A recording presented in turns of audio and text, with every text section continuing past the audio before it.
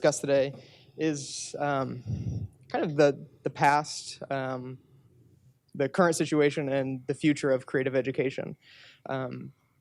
Really, what my intentions are is to have a conversation about how we can kind of make creative education better from an early age to post-graduation. So I'm gonna pass the mic around, and if you guys want to do just one sentence kind of introduction, just real quick. Hi, everyone. My name is Jessica Berry. I'm the president of the Modern College of Design in Kettering, Ohio. We just changed our name. We were the School of Advertising Art for the last 35 years. So if I say School of Advertising Art or SAA instead of the Modern, please forgive me. Hi, I'm Corey Allmiller. I am a filmmaker, teacher, human guy, and I teach high school in Olentangy School District. So, good morning. I'm Melanie Korn, and I'm the president here at Columbus College of Art and Design. My background's actually art history, so I'm not a maker, but I've been in the art and design college business for about 16 or 17 years. All right, so I have I have probably 8 or so questions. What I want to do, we have about an hour. What I want to try to do is maybe between a half an hour and 45 minutes. Then I want to open it up to questions. I think that's actually one of the most important parts is the questions from you guys. So, I mean, start even thinking just right now if you wanted to. How we're going to do this is I'll ask a question, and then I'll start with a certain person. And then once you're done on that topic, just pass the mic to the left. And then if you have something to say, go ahead. If you don't. Yeah, that's a really good question. And a lot of our staff, including Matt Flick, our Vice President of Education, is in the audience, so feel free to chime in. But I would say the difference for us is we're seeing more students who have an understanding of design from high school. More high schools are teaching graphic design, which is really great. Also, this is a generation of self-learners, which is a really great thing too, I think, for them in the long term. Yeah, just to piggyback off of that, teaching high school, when I started, I was teaching a class called Media Arts, which was like digital filmmaking and animation in Adobe Flash, not Animate. And, you know, we were using video cameras that took mini DVD. I would just add to that I think sort of thinking specifically about technology and that part of the conversation, I agree that there are new opportunities and challenges with that increased prevalence and access to technology. And I would just add that I think that at the same time, in some ways, it hasn't changed much. Personality standpoint, has there been differences that you've kind of seen in the students that are coming in? I guess more from like a personality or social kind of standpoint. Yeah, I mean, I think part of it getting to the sort of, different just on thinking about the sort of social impact of their work, and yet struggling to figure out what that really means and what form that takes. But I think they care about those issues, again, as a generalization. At the same time, I think, particularly in the higher education field, we are struggling with students separating from childhood and being their own adult who is able to advocate for themselves. And I think that's something, again, across higher ed that's not specific to art and design higher education. Yeah, I could add a little bit to that. I would say from a personality standpoint, what we're finding too, and I think about the students that are in the college now compared to 10 years ago, I think they're more individual. Each student is maybe a little bit more unique than they were 10 years ago. And what we're trying to do at the Modern is to help them understand how to take those unique passions and those unique personality traits and infuse that into their work so they can differentiate from other designers and even from their other classmates. So I think that's a unique opportunity that they have.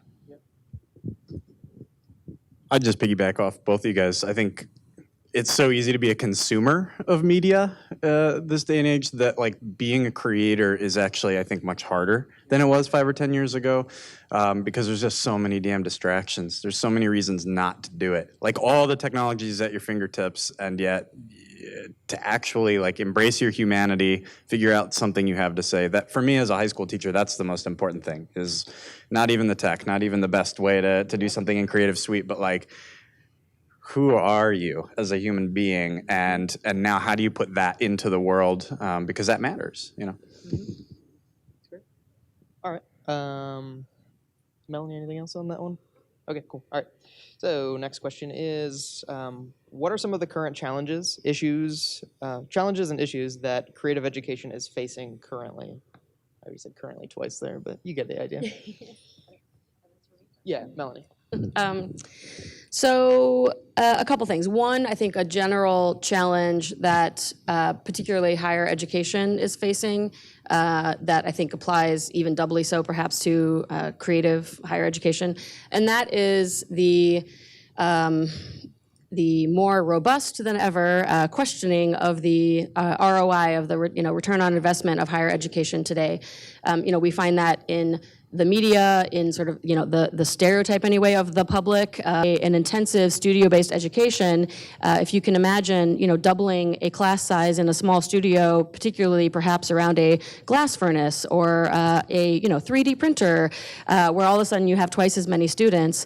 That's not, it's a little untenable. So I think that's one of the other challenges, is that it's difficult for us to simply cut costs in a way that perhaps might be slightly easier for other forms of education. Yeah, if you don't mind. Yeah, piggybacking on what Melanie's talking about, I would add to that too, and you touched on it for a moment, but just retaining high quality full-time faculty too. We have amazing adjunct instructors that have full-time jobs in the Corey, you can keep the mic there. All right, we're gonna start getting some more difficult questions now. You guys ready for this? Yeah. All right. Not prepare. Okay, so Kidney. you did prepare. No. So I don't know. Like again, life is this weird game of trying to figure out how to navigate it and do it. And like maybe you have had a dream your whole life of going to this one school, right? And maybe that school is going to put you $200,000 in debt. And maybe you need to start thinking like, is that really the school for me? Or can I get, I started teaching and ended up getting my art education degree paid for by my school district. And that was an opportunity I didn't know existed until I was in it and sort of like trying to navigate my way through this hellscape that we call life. But I also, when I did my MFA, I went and I took out a huge loan and cashed out part of my retirement, and I'm now debt free, thankfully. But it took a while. So I don't know. There's like so many different paths, and you can't let that be the thing that stops you, the cost. Yeah, I would agree with that. I mean, I think a few things. We don't have to belabor the point, but I think what I would tell an aspiring student is to, again, really, let's debunk that myth of the starving artist, that yes, there are careers that pay well, but I think unfortunately what happens is that there are too many students who see that number and they say, well, forget it, I'm out, I can't, there's no way I can afford that, without going a little bit further to look at it and say, okay, well, solely based on institutional aid, because we give a lot of scholarships, both for need-based. Yeah, just building on that, just thinking of an example, I know a student that Matt Flick and I worked with years ago, who was very dedicated, did the research, went through the process, really wanted to be at the Modern, but in the end, after everything, still did not have the resources. And I remember talking with him and saying, why don't you take a year? He said, I'm going to work, I'm going to save money. Came back. Anything? Okay. All right. So one of my personal favorite questions on this here whole list here. So I was fortunate enough to have very supportive parents that are even supporting me right now. I'm not sure, they're out there somewhere. And they understood that I wasn't the type of person that was going to go to just a normal college and get the normal education. It had to be something that I was passionate about. And there was only one thing I was passionate about, and that was just making things, right? And once I got to school, I realized that that's a pretty rare thing to have parents that were that supportive of their decision. Even students that ended up going, they still didn't have parents that were completely 100% supportive of their decision. And there are, I mean, as you guys all know, there are a ton of people that don't get to go because the parents have the final say and they don't think that it's a good route. So what do you say to those parents that are dead set against it. But just yesterday, I bring up the starving artist mentality, and I talk about my own experience because I graduated from the modern. I was a first-generation college student, and so my parents didn't know a lot about college, and I think that worked to my advantage a little bit. Because I wouldn't say they were overly supportive, but they were not supportive, right? They wanted me to do what I wanted to do long term. But I think that it's getting a little easier, which is a positive thing because design is everywhere. Yeah, I agree. I mean, you tell a parent to pull out their iPhone and then ask them who they think made that. That's pretty good. At the end of the day, parents love their kids, right? And they want what is best for their kid. Well, I would just add that I agree with what's been said. I think that again, I think it is about sort of continuing to. I think the creative economy is more immune than some other parts of our economy to changes in the workforce, and by that I mean automation, offshoring, et cetera. else? Okay. Yeah, on a positive note, I just wanted to add real quick that I am amazed every year at the lengths that some parents will go to help their students achieve and Melanie, we'll start with you on this one. How do you believe grade schools could prepare art students better for art school? So I think three things, and I'll be brief. I know design thinking, et cetera, would be good. And then the last thing I would say is helping, treating. I agree. Yeah, I would just add to what Melanie said. I think being digital natives, I think any way we can infuse technology into that. All right, let's see here. I'm going to skip around a little more. So I guess kind of going kind of further with that conversation. So many art schools, art and music are the first things to go whenever they're having. Obviously, it's a huge problem. But I think, in our market, Dayton Public Schools has cut almost all art and music out. They're starting to bring some of it back. They're starting marching band again, which I think is a huge positive. I'm really fortunate to have worked in districts where this hasn't happened, and I'm an ambassador of the Olentangy Local School District right now, I guess technically, and the head of the elementary art department was just named Teacher of the Year in the state. I couldn't agree. I mean, again, lots of community art programs, most of which cost something, though not all of them, but most of those that do cost something have scholarships available, so look into those. I think the other option is that if you have an internet connection and computer at home, that there are tons of free, how-to videos on YouTube, right? So, I think parents should encourage their kids to do those. If they don't have art class at home and or at school and they're interested in the arts, set aside time as a family to, even if you're not an artist as a parent, sit down with your kid and together, draw the latest Disney character based on some YouTube how-to video. Whatever it takes. I think, again, it's just... all right, so we have just a little bit of time for this last question here. What will creative education look like in 10 years from now? And how will it be different from now? You go ahead, Mel. So, so many answers to that, right? So again, technology will continue to change. I mean, 10 years from now, God knows what technology is going to be like. I mean, one could be a wonderful thing and also comes with challenges of how do we ensure that we are teaching to a more diverse population. And I mean diversity in many ways, race and gender and sexual orientation and money and nation and everything else. So I think that will be really key.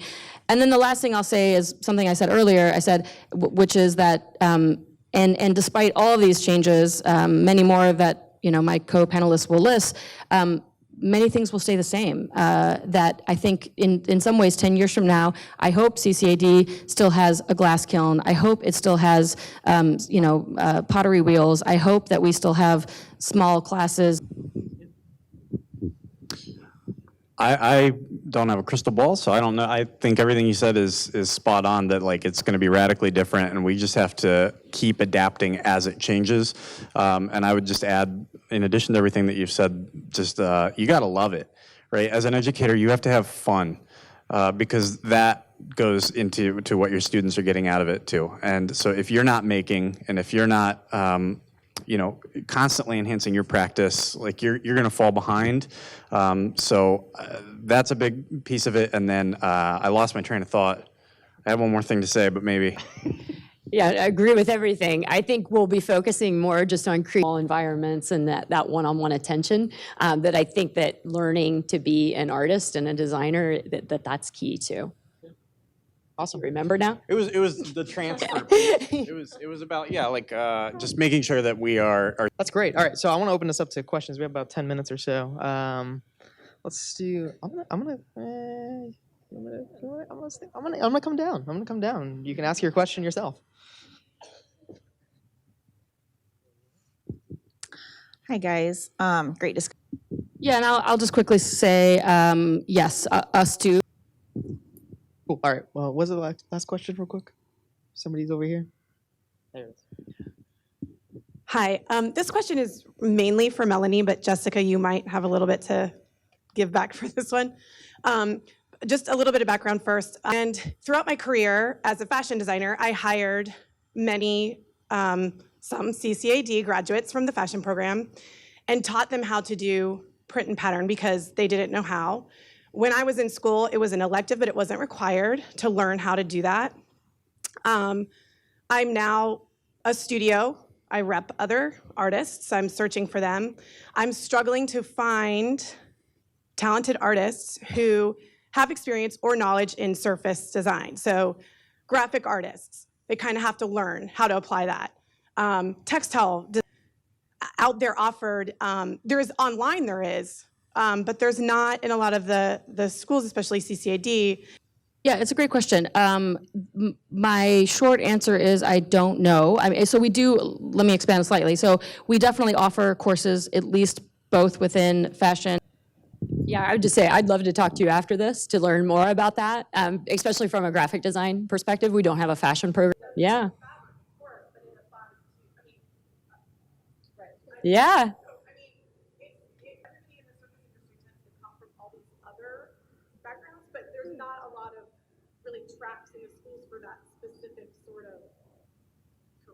Yeah, you're exactly right. Yeah, I'd love to talk to you afterward, though. Yeah. Awesome. All right, so we're going to wrap it up there. Let's hear it for the panelists here.